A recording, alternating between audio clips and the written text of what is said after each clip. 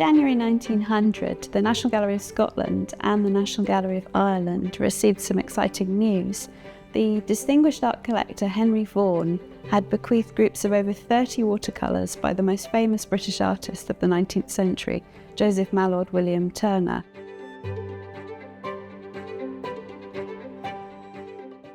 Henry Vaughan specified that the watercolours should only be exhibited all at one time, free of charge, and in the month of January in every year. And every year since 1901, with the exception of moments of national emergency, both galleries have exhibited their Turner watercolours, creating a moment of light and colour in a rather dark month of winter. He was very aware that watercolours fade if overexposed to light, and by restricting the display of his Turners to the month of January, when daylight is at its weakest, Henry Vaughan ensured that they retain their freshness and intensity of colour to this day. The Vaughan Bequest at the National Gallery of Ireland is an amazing tradition that has been going since 1900, when a very generous benefactor, Henry Vaughan, decided to gift the National Gallery of Ireland 31 of his Turner watercolours. They're an incredible grouping. They range from the very beginning of Turner's career right up into the 1840s, and we're very lucky to have this collection. Turner has always been greatly admired from the very early days when he began exhibiting at the Royal Academy in London, and that admiration has lasted down through the centuries, really. He began working on very accurate topographical drawing. Often they were just pen and ink lines of important buildings or landscape, and then coloured in, if you like, with delicate washes.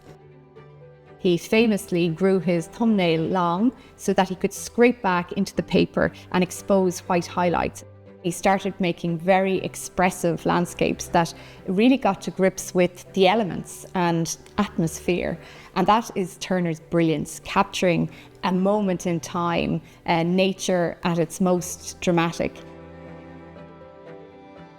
In 2025, to mark Turner's 250th birthday, for the first time we are exchanging Vaughan Bequests.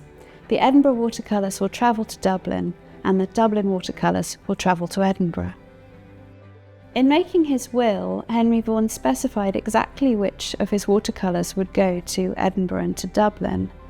He ensured that both collections have a full range of the artist's work, showing all different types of his works on paper, from early landscape drawings to experimental colour studies, to private watercolours done in the Alps, watercolours of Venice, sites all over the British Isles, and highly finished works done for engraving. Turner's first extended visit to Scotland and his first visit to Edinburgh came in the summer of 1801.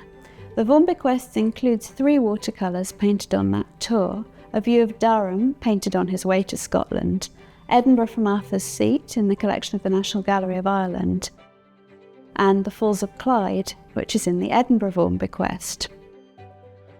Many of Turner's Scottish paintings are associated with collaborations with Sir Walter Scott. Turner stayed with Scott at Abbotsford in August 1831, producing sketches which were eventually worked up as watercolours to illustrate Scott's work, and then went on a tour of the West Highlands, visiting Skye, Mull and Staffa. These 4 little watercolours here on the table are watercolours produced to illustrate Scott's collected prose and poetry. This work, Rymer's Glen, depicts a favourite spot of Scott's on his estate, Abbotsford. This work, Chiefswood Cottage, shows the summer house of Scott's daughter, Charlotte Sophia, and her husband, the writer John Gibson Lockhart, and you can see the cottage in the background, just framed by this oval of trees. Scott died in September 1832, and by the time Turner completed these watercolours, he was able to make them a posthumous tribute to the writer. So in this work, Scott's presence and his absence is hinted at by the presence of Scott's walking stick leaning against the bench here, and in Chiefswood Cottage you can see Scott's chair and a writing desk and an inkwell with paper ready to be written on in the foreground. Henry Vaughan owned 9 views of Venice. all of which date from Turner's last visit in the summer of 1840. The National Gallery of Ireland's collection includes Storm at the mouth of the Grand Canal, where a gondola is desperately trying to beat the storm back to shore.